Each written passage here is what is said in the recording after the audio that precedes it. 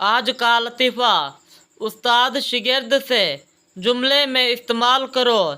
इत्फाक से शिगिर्द, इत्फाक से मेरे अम्मी अब्बू की शादी एक ही दिन हुई थी। उस्ताद क्लास में लड़कों को बता रहा था, अगर इंसान मेहनत करे तो जो चाहे बन सकता है। एक लड़का बोला, सर मेरे अब्बू कहते हैं कि तुम वो नहीं बन सकते जो तुम बनना चाहते हो। उस्ताद तुम क्या बनना चाहते हो? लड़का बोला, सर मैं लेडी डॉक्टर बनना चाहता हूँ। गिलास टूटने पर घर में शोर हो तो समझ जाओ बच्चों ने तोड़ा है, और अगर टूटने के बाद खामोशी हो तो समझ जाओ अम्मा ने तोड़ा है।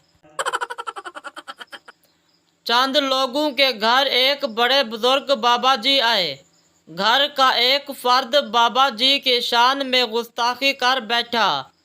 थोड़ी देर के बाद घर के सारे अफराद अंधे हो गए और रो रो कर माफ़ी मांगने लगे। तब बाबा जी ने जूता उठाया और सब की चुदरोल की और बगैर तो बिजली चली गई।